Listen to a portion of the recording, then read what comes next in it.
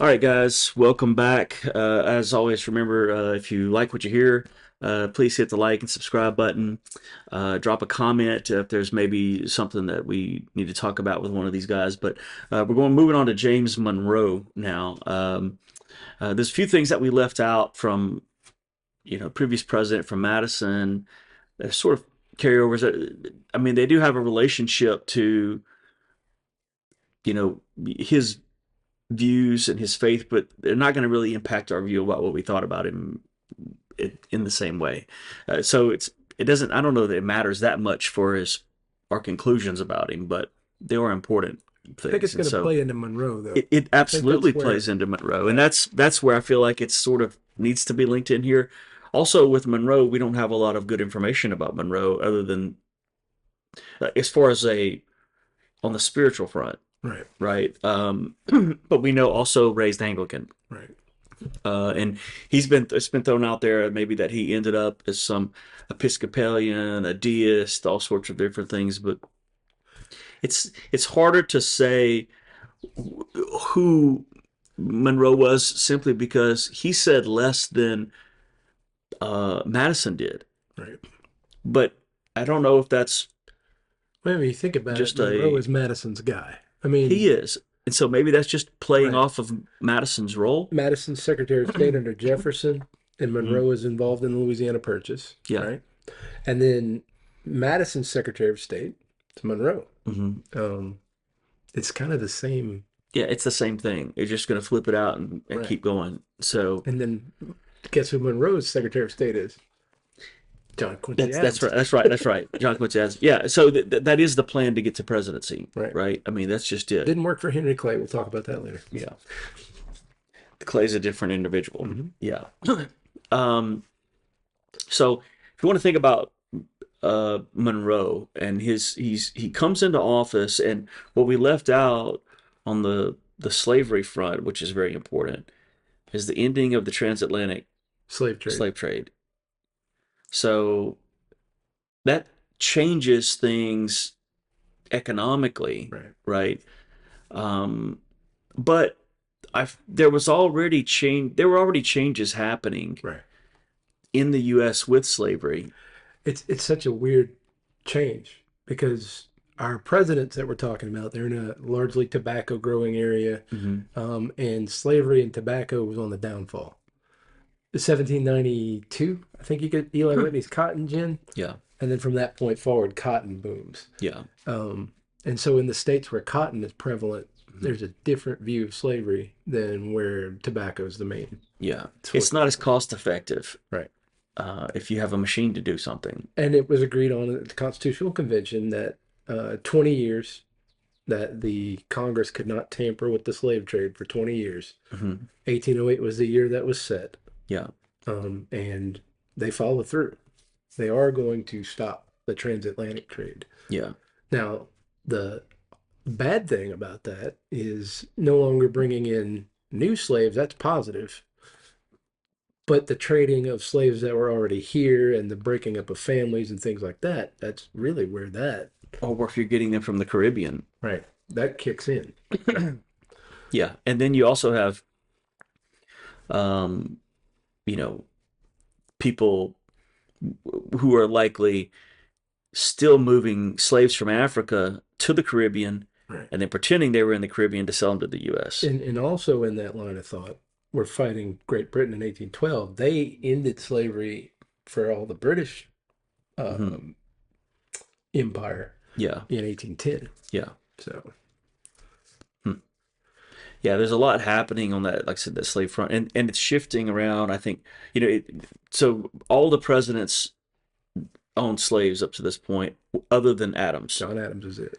And I think you have to get all the way to Fillmore before you get to a president who didn't own a slave, other than the two Adams presidents. Right. They all grew up on plantations, what have you. Right. But there is a change happening in the sense, like I said, economically, where some states, it's becoming, they're more of a commodity to sell to someone else Right. Well, Georgia in than to keep. particular. That's right. Georgia, South Carolina, you know. Yeah. Um, and so that's going to involve what's happening as people start moving west, Right. right? Which is happening during the Monroe administration. Which the presidency is going to do the same thing. So, Yeah. And so now what do you do about slaves in new states and things like that? And so that's going to have a huge impact upon the political process and entry as a state into the U.S. right. And this is where Monroe comes in, I think. And we're kind of jumping ahead because it's during its presidency. Right. But, um, a lot of the issue with slavery wasn't just whether or not to end it. Some of it was how to end it. Mm-hmm. Because for Southerners, they're thinking, well, if you just end it immediately, the economy collapses. And they weren't wrong. Yeah. I mean, it's literally what does happen. Um, but there was movements of, okay, so when you do end it, what happens to the slaves? Where do they go? And this and that. And Monroe is responsible for some of the repatriation of slaves to Africa. Yeah. He's instrumental in that. In fact, the first freed slave republic that's created outside of Haiti, Mm-hmm. the first freed slave like country in Africa, Liberia, and Mm-hmm. they named their capital Monrovia, Right. which is after James Monroe. And you had some outspoken African American leaders who were talking about Liberia I mean, we're too. going to get into that, but I mean, I think a lot of that, if you're thinking about like Frederick Douglass or something Mm-hmm. like that's much later, Yeah. you know. Yeah, but Uh, it impacts a lot of people. You mentioned Amistad. We'll talk about that later too because it didn't happen now. But that was the conclusion that we'll transport you, we'll repatriate right, on our dime right. if need be. Which is a total shift, I guess, in thinking for many of these colonies. And this is prior, and that's still prior to the Civil War, Right. right? And so this is already a thing The it's being storm wrapped clouds of the up. Civil War started at the Constitutional Convention, Mm-hmm. or even before in some ways. Yeah. So Monroe, what can we say about him? Uh, can we say anything about him pre-presidency that has sort of an impact And on? I'm a little vague on it, to be honest. Did he fight in the Revolution? I believe I yes. believe he He's did, one of but I don't know Washington's of guys in the anything Revolution. notable. That's the thing Right. about Monroe in that era. He's involved in Louisiana Purchase. Hmm. So he is one of the agents that's in France. Yes, so he's coming into the early uh, presidencies. He's already working as a statesman essentially. Right. So he gets OJT training Right. essentially in how to negotiate. He's dealing with foreign affairs, right? He's Which is a probably big the deal. understudy of Jefferson Madison. He's probably right beside them the Yeah, whole time. It's yeah, probably why we don't know as much because he's in their shadow, hmm you know. yeah. I think that's probably true. Right.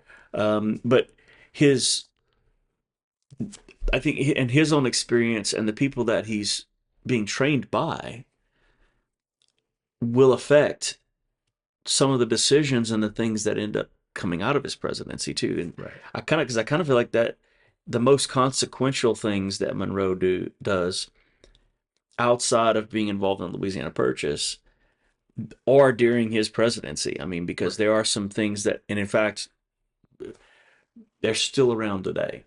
Sure. You know, still around today. Yeah, Monroe is largely known for his foreign policy. Yeah, We're going to get into that. yeah. Oddly enough, guess who writes that doctrine? John Quincy Adams. Is that right? It's kind of interesting when you Uh, start thinking about that. Yeah. Well, I mean, I guess it kind of makes sense. Well, I mean, Adams was sort of he He's the wanted to be. Secretary of State. I mean, that's who he is. That's right, but he wanted to sort of be. I'm talking about his own presidency. Oh no, not his own presidency. John Adams. I'm thinking John Adams' Yeah.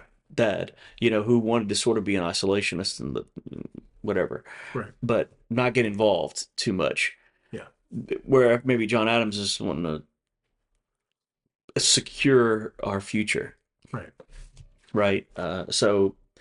Without thinking of anything that again, other than the Louisiana Purchase and his skills at that, um, I don't know. Prior to the presidency, still, right? Yeah, Okay. I don't know of anything that stands out to me that I feel like is a There's not much notable. discussion I mean, did you topic. have? I'm assuming he's probably Anglican at the beginning. He Hmm. grows up in Virginia. That's right. Um, He's Anglican too, and then has various different influences, and he's in the same circle as you noted before of some of the previous presidents, right, and so I think some of those ideas and just his presence there with them, a lot of those ideas probably rubbed off right, on him too.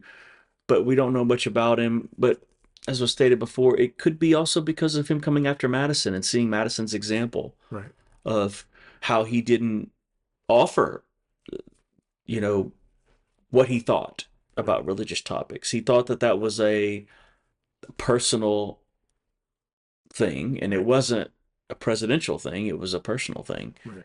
Um, those days will change Yeah, as we move ahead, as lots of other things do. So I guess we need to just jump into his presidency then. yeah. I think you kind of have to. 'Cause, Yeah. I mean, apart from the Louisiana Purchase being Oh, it's successful, sure, and it's a great deal, yeah, it's a right? wonderful deal, We're and sitting in it right now. the questions of presidential constitutionality Mhm. that Jefferson deals with all of that. So I Yeah, mean, that's yeah. I don't think that Monroe really. No, he's just the man to do it, right? Yeah, he's He's not the the architect. the trigger or whatever. Yeah. So Um, so what do we? Let's jump into his presidency then. so the name of Monroe's presidency says loads. It's called the Era of Great Feeling. Mhm, Um, you're coming out of the war with Madison, and you're coming out of some of that, like you said, the cold and the mhm. freeze, and things are starting to look up for the United States. And I think that, in a way, Monroe's the first nationalist president. He's kind of the first Yeah, we can. Our military just did this big thing. USA, That's right. USA. Yeah, they're all Yeah, I chanting in mean, the street.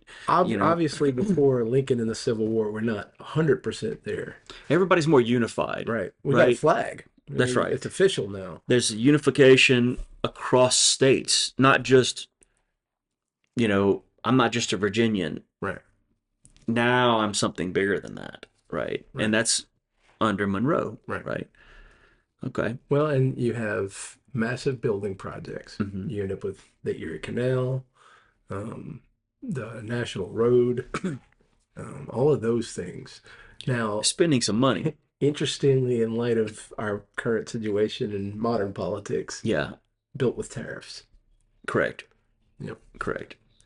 Um, and there wasn't another way at the time. There weren't many ways to generate money Right. as far as the federal government was Yeah, concerned. you'd The have, state had a lot of maybe some ways to sort do of it. land tax, maybe, but Yeah, but generally that was done in municipalities and states and all right, the rest. So, yeah, there wasn't really a way to do that. You had to do, what are you going to do, right, to generate money, and tariffs are one of the ways to do that, right. Um, Not the tariff that you're going to see later. Obviously, that's a much well, a lot of bigger. those are tied directly to war, right? Right. Because obviously we don't want to trade with Well, I'm thinking war specifically of partners. the Adams created Jackson hated Yeah, tariff of abominations that that's South right. Carolina threatens to leave the Union over. Yeah, We're not there yet, right. but obviously there's some interesting things going on because you're building the Erie Canal in New York Hmm. and the National Road from Maryland across. Hmm. Who's paying that tariff? Largely the southern states. Yeah, Who's benefiting from that tariff? Largely the northern states. right. So there's kind of an You're interesting thing. setting up a problem, Right. essentially, an economic problem. And, you can see why, too. So if you have all this new infrastructure going up in the Northeast, Right. the South, nothing's No changing. infrastructure. Zero, it still takes Everything's shipping. weeks and weeks and weeks and weeks to get somewhere by land. Yep. They're not even really uh, dealing with the rivers well, like as far as clearing them of traffic or you know debris and trees, making them navigable. I mean, they're doing that, but not on the scale that's happening in the Northeast, right? We want to be able to get products and goods from the coast all the way into the interior, up into the lakes, into the Great Lakes. I'm thinking maybe a little ahead of myself, but some of the technological advancements Hmm. are getting the ball rolling, at Yeah. least in Britain. I think you've got a locomotive in 1810, Hmm. something like that. And then not long after that, you've got Fulton testing the steam engine. Yeah. So you're starting to see that change. The Yeah. transportation revolution That's is right. on its way. Definitely industrial. That's another big thing. End of War of 1812, we full bore into the Industrial Revolution. Hmm. And so that's a major, major Yeah. And change. because I feel like that, yeah, at that point, what happens is that the leaders finally realize that they are going to need more infrastructure and keep up technologically. They can't simply be the agrarian nation that Jefferson wanted. They had to be something else too, Right, and so there's this transition that's happening. Of course, you still need the agrarian right. people, which was largely still the South, right? Some of that may be going back to Madison. Some of that may be, having been a Federalist, the commerce side of things Hmm. and the impressment of the sailors was a big deal for him. That tying together of Jefferson's agrarian and the commercial North is having a big effect in Monroe's presidency because the war is gone, Yeah, and now you've got sort of a Pax Romana situation where yeah, he's able to accomplish much, yeah, you know. yeah.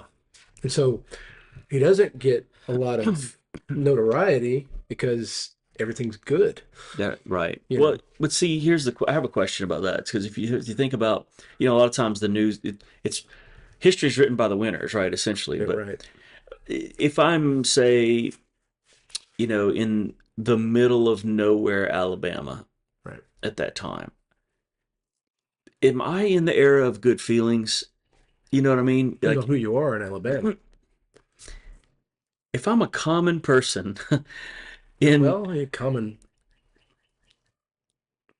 white person would be how we'd have am to I say that. sure, but am I still in the era of good feelings? Like, in the sense that, because if the tariffs, for because the way tariffs work, right, is a tariff is placed on here, the other country doesn't pay it, you pay it. So you You, read a book a whoever while back about some of the early successful like um, riches, right? Like hogs. hogs in North Carolina. What's the time period on that? Is it It's about this doesn't time fall right period. in here? Yeah, Yeah. yeah, So because I was they're doing like our romanization of the cattle, yeah moving cattle across Texas didn't really happen except for maybe about a 20-year period. I would The say real thing is pigs. I would say common in Alabama at this time probably would be pretty good. Well, like North Carolina, South Carolina, those places, because they're moving this stuff, but you know what they're getting rich off of though? Well, cotton. They're cotton, but Yeah. they're I think at that time you've got people in the Carolinas who are the close to being the richest per capita in the world at the moment Right. because of pigs, Right. and they're actually moving them through the mountains. Like some of them come from Tennessee and other places too, and going down to the Carolinas where they'd have to move them that far. Right.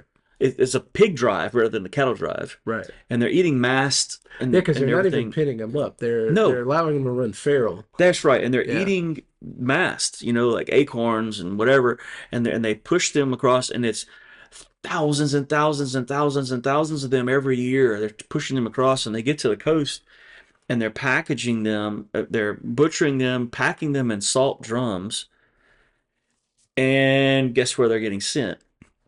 They're getting sent to places that need, like, for navies and things like that. Well, Britain, obviously. And they're also going to places that have slaves to feed. Right. So they're getting rich on still on slavery, Right. essentially. Well, I mean, and that's your whole North Carolina Tar Heel situation. That's their Yeah. their naval maritime Yeah. sort of thing. But not only that, though, we're talking about the cotton boom, where Alabama. We mentioned Alabama. That's going to be cotton country. Yeah. And people are moving west for that reason to get more and more land and more cotton Hmm. plantations, and you end up starting to see the cotton belt by that point. Yeah. And obviously, that's a boom in slavery, which is a negative. Well, so all this though is sort of just the kind of a background of what's going on, right? Right. But what can we pick out of his presidency as like this is a big deal, this is a big deal. Like I think of two different things Well, I that know stand out to me. we're gonna get to the foreign policy. Yeah. I'm trying to think though. I think the other thing is Even probably before that, what about domestic. domestic? Yeah, I think the domestic policies. Because we have to deal with, I mean, this Louisiana Purchase that he helped to administer, Right. these places are territories that are wanting to come in, right? Let's see. So the Missouri Compromise, So he becomes president in 1817. mhm, Missouri Compromise is 1820, so that's during Monroe's that's presidency. correct. So what is decided about the Louisiana Purchase and slavery? Kind of Yeah, interesting. Now, I would hold that 3630 parallel. that compromise, had they stuck to it, was actually workable. It's the drawing away from the Missouri Compromise later that leads to the squabbling Yeah. and fight. So the Missouri Compromise, if we want to be just very frank about what is the Missouri Compromise, All just right, very so the bluntly. idea is we have X number of free states, I want to say it was Hmm. 11, Hmm. and X number of slave states, 11. Yeah. And Missouri petitions to enter the Union as a slave state. Hmm. Um, that would upset the balance. Yeah. Obviously, there's a balance in Congress and there's a balance in the Electoral College at this point because you've got 11 free and 11 slave. Hmm. Kind of keeps things balanced, but to be honest, it is in favor of the slave states because Yeah. if any one of the free states votes with the slave states, that's why we have so many Virginian presidents. Yeah. Um, but if you allow them to tip the balance, it's a guarantee, and then Yeah. you disenfranchise all the free states. Hmm. So they don't want it to happen for that reason. They don't want it to become a slave dominated country. Hmm. So the suggestion is made by Henry Clay, Hmm. great compromiser, 3-time loser for president. Hmm. um, incidentally enough, he's going to be John Quincy Adams, Secretary of State. Um, and there's sort of a thing going on there. Yeah. Um, he arranges for that to take place where we'll allow, this part of Massachusetts up here that's sort of separated from the main part of the state Hmm. that has finally got enough people that they could actually call themselves a state. We'll let Maine come into the Union as a free state, Hmm. Missouri come into the Union as a slave state, Hmm. and then we're going to draw this line across the bottom of Missouri. Hmm. And from that point forward, anything in the Louisiana Purchase above the line be a free state, except for Missouri, Hmm. and everything below the line, slave state. Yeah. Now, that doesn't leave a lot of new slave states. If you go and look at that map, you're really No. talking about Arkansas, and that's pretty much it. Yeah. Um, but, and it gives a wealth of territory to the free states. Yeah. The problem is, Yeah. Running all the way up to the Canadian border. they don't stick to it. Because when you add new territory past that, Hmm. what do you do with it? You know? Yeah. And that's not talked about. Right. Well, I mean, it's brought up. Like Polk later on is going to say we should have extended the line all the way to the Pacific, and Hmm. nobody would have had an argument. He's not wrong. Yeah. Um, But it's sort of at the corner. yeah. I mean, you would have had a North and South California. I mean, can you Yeah. imagine that? That's pretty I don't weird. know. Um, Maybe but we'd be better off. I don't maybe know. slavery would have ended differently. Let's put Yeah. it that way. Yeah. Um, but you end up with later on the Compromise of 1850, which allows California to enter as a free state, Hmm. but no new slave state. So they Yeah. were okay with upsetting the balance. The Southerners did get something out of the deal, but it makes everybody mad. It's where they're Right. going to take and amp up the fugitive slave This, clause, yeah, all this runs up. and that's Henry Clay also, by the way. So, Yeah. Yeah. But all this just is priming the pump that will fan the flame oh of, yeah, stoking the fire. yeah, getting ready for the Civil War. I Right. mean, it's just it's on the way, So you yeah, know. 1820, Monroe's president, Mhm. and that's when it goes down. Um, Thomas Jefferson is pretty much famous, quoted for saying it was like a fire bell in the night. It awakened him and Mhm. gave him nightmares that this Missouri Compromise, the Yeah. danger in this thing. Yeah. It obviously settled things for the next, let's say, 30 years, Hmm. because it doesn't start to pop up again until the 1850s Yeah. in the way that it was. Yeah. Um, It they kicked the can. Yeah, there's been moments where it could have exploded, Hmm. but for the most part, they avoided that. Yeah, Yeah, almost in a Cuban Missile Crisis sort of way, yeah. you know. Where the Cold War's still going on, but it's not as bad as we thought at the moment. Right. It's not, hey, we're ready Yeah, to pick up arms and fight right now. yeah. Um, okay, so the other thing that, well, actually, this, to me, this is one of the biggest things is the Monroe Doctrine. Right. So we get to foreign policy. I mean, come on. Yeah. And the thing I, is people don't realize this. Monroe gets the credit, but it's his Secretary of State that actually pins it, yeah, defines it, states it in Congress. Um, but yeah, it's important because it's still a thing, right? yeah, I mean, because the Monroe Doctrine folds into the Roosevelt Corollary, mhm. which is still the Monroe Doctrine with an added stick to it.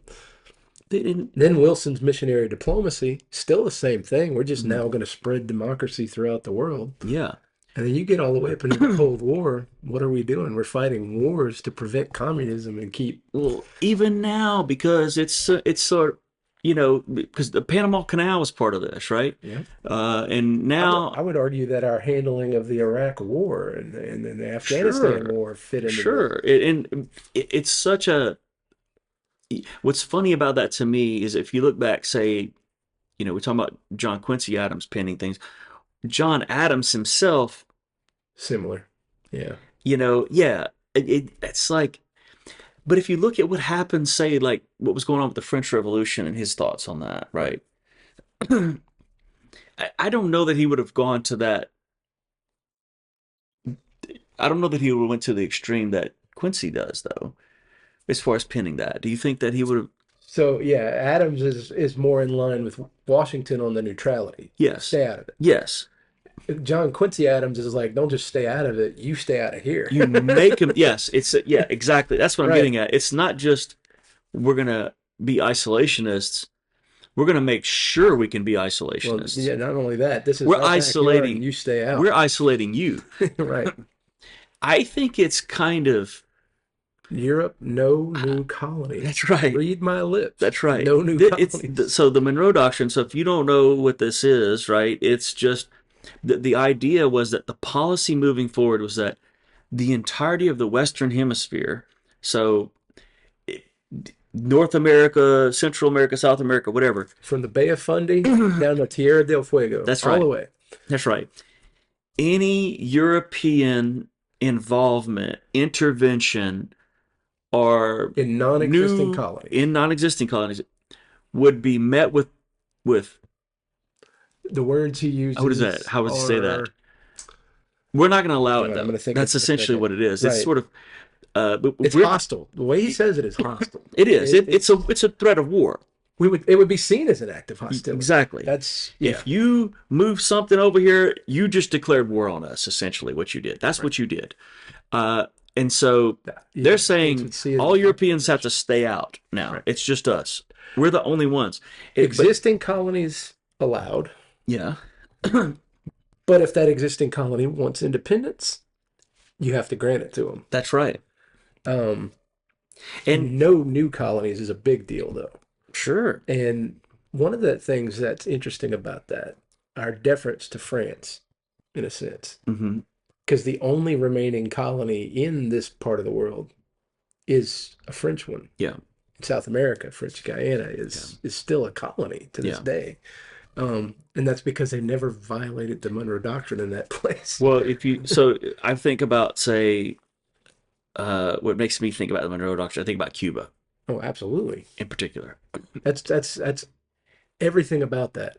It comes from the Monroe Doctrine. Isn't that crazy? So if you don't know, so Cuba, we intervened essentially in the writing of their constitution, right? And if in their document, in their government documents, if there's a problem that happens in Cuba, a revolution, a takeover by somebody else or whatever that happens, then that gives us the right to put boots on the ground and intervene in that to restore order, and bars any European nation from the coming in to Spanish. try to restore it. It's Right. only us that can come in and restore that thing. The United States, in a sense, is seen as the benefactors of Latin America. Yeah, And the idea, man, that's pretty going pretty it's far ours back. even if it's not ours. Because, You know. at that time, what you have going on, you have Simon Bolivar down in South America. Hmm. He's a fan of George Washington. He even has paintings where he's dressed in the same And there are uniform. busts of him everywhere in South America. By the way, So he's Bolivar. he's the South American Washington. Yes, he is revered. He's got, like I said, there's statues of him all over the place. There's things named after him everywhere. And so declaring independence from Spain becomes quite the thing. Hmm. And Monroe is essentially saying, "Yep, and that's what we're going to do." Yeah. You know, um, And well, the only way that you can get to the point that you can try to make this claim, though, is the War of 1812, right? so Because the War of 1812 gives you the oomph it does. It to does. think we can make this happen. We can defend ourselves. That's right. And with that in mind, we can pretty much cover anything on this side of the world. And therein lies the point whenever we began to decide that we could interfere with the affairs of others. Right. It's you got That is everything. what it is. You got Manifest Destiny popping into that. Yeah. Um, Like we should be in charge of it. right. We should be in charge of it.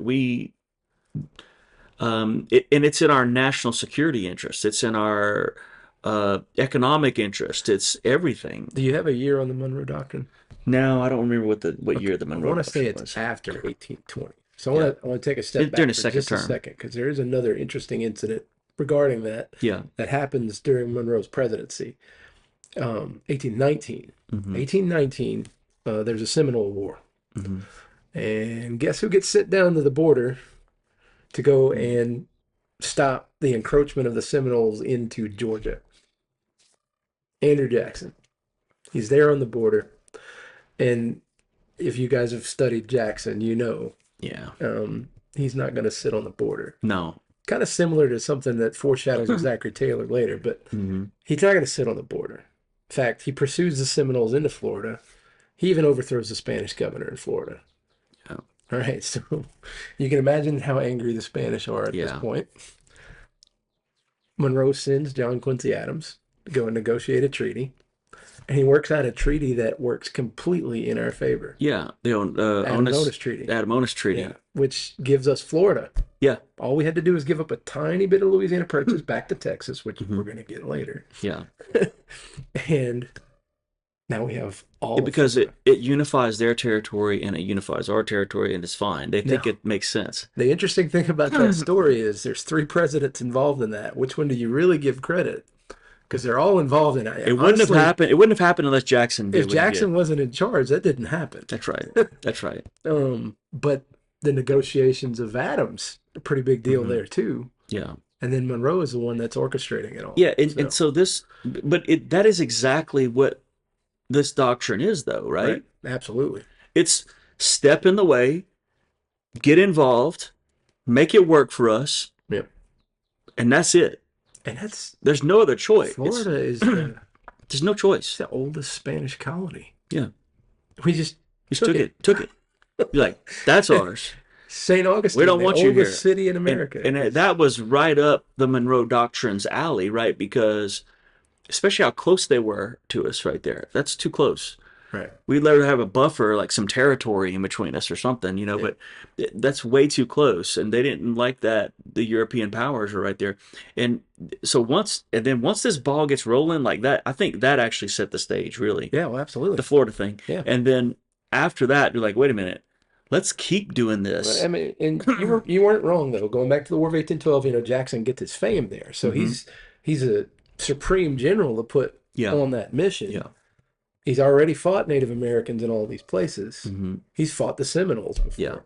So I mean, I want to say that's the second or third Seminole War that he where Yeah, he it does may that. be. It may be by that point. Yeah. But Yeah.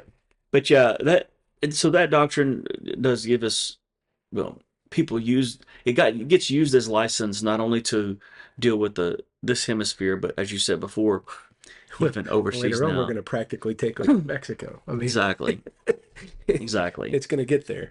Yeah. You know. Like we want to be involved. We're involved in that thing, and it's the pressure that happens later with the Panama Canal, right? I mean, You end up with Colombia's controlling the Panama, and the U.S. is like, hey, we want to put a canal here, and here's the thing we want you to sign, and Colombia's like, no, we're not giving you sovereign land in crossing our entire country. That's Right. just not going to work. So we foment a revolution, That's right. start a new country. You get people to revolt. They revolt. They get rid of their colonists, and they're like, "Hey guys, you want to sign a treaty?" They're like, "Sign me up. That makes me a country, right?" Because as soon as I start dealing with another nation, Right. I have to be respected You now. recognize them. You better recognize, Right. right? And then they did, and so we signed that treaty, and we get that. Now that was given back. What was it? 90? Something like that. Carter. Was it Carter? Jimmy Was it Carter. 81 or something? No, no. Well, he's okay. So Carter, It didn't. It Carter didn't signs the happen yet. bill, It but it didn't happens happen. later. It happens like I thought it was Was it the 91. year? It wasn't 2000. I don't remember. That Maybe we it was handed it later. over. I may be thinking about that wrong, but yeah, it was signed later, but it took some time for it to actually happen. Yeah. And then now there's Discussion about stirring bringing to it try to back. take it because now China's involved and we Yeah, don't want China in there. they allowed non-Panamanian control of it. Yeah, yeah. Because if you're going to give it back to you, okay, well, then you control it. And that's where Roosevelt comes into this story too. Yeah, Roosevelt, yeah, because that's what Yeah. happens, right? Because we need to move troops, we need to Well, move and that navy, we need to, that's you know, taking the Monroe Doctrine to the next step because mhm, Roosevelt corollary is what gives the United States international police power. yeah, It comes off the Monroe Doctrine, right, adds to it, and then right. from there on, we eventually add missionary diplomacy and then It's dollar diplomacy and it's the gift that keeps on giving if you absolutely are involved in foreign affairs, right, and it's so early in our nation, right? right. I mean, it, And you can almost it argue that already NATO is emerges. based on. What's that? You could argue that NATO is based on that. I mean, I guess you could, but I mean, it's so early, and that thing just blossoms into whatever we want it to be, or whoever's in charge at the moment and decides it is, and whatever's going to further our interest, Right. right? Because that's sort of the core of it, And for right? the most part, only a few smaller hiccups in it, right? Like It, while we're at the Civil War, there's a couple of incidents with Mexico and Maximilian yeah. and, stuff like that. But Well, what do we say about it though? Really, I mean, at the end of the day, the Monroe Doctrine. Would we say that it's been helpful, it's definitely effective beneficial? for us, Yeah, certainly. sure. Is it? What do we call it? Christian? That's an interesting question. I would say in its defensive stance, sure. Yeah, I would say in its actual use and manipulation, hmm, yeah. I think it pushes too far. yeah. Yeah, I get it. I understand what they were trying to do in those early days, but Well, trying to I prevent the think, abuse of European powers on indigenous people. I yeah, mean, that's not a bad thing. yeah, But then our manipulation of those same indigenous people into agreements that we can work with, yeah, not quite the same thing. yeah. Well, And in the interest of missionary diplomacy, promoting democracy around the world, we in a sense create some dictatorships that probably yeah, shouldn't have existed. right. We got involved too much. Yeah. What about, is there anything else you think though that Monroe is involved in that's really consequential? Those are the two things I think to me that, it's like I said, the Missouri Compromise thing that happens. And other than that, I mean, they're riding the economics, doing well. It's sort of a transition period for the U.S. Both the North and South are kind of doing well for Yeah, different reasons. yeah, Obviously, the position of slavery is kind of an issue, mhm, um, but it's not rearing its head at yeah. this point. So Missouri Compromise, Monroe Doctrine. Let's see, Monroe was president from 1817 until 2026. Is that right? That can't be Uh, right. 25. 25. Okay, so yeah, Adams comes in 26. Okay. Adams actually comes in 25 So we've got also another 4-year president, because they were coming in what April at that time, I which think. anytime you've seen a guy that does not 4-year, two-term Yeah, president, anytime you've seen a guy that's done that, it's largely a positive effect, at yeah, least for the electorate, yeah. you know. Hmm.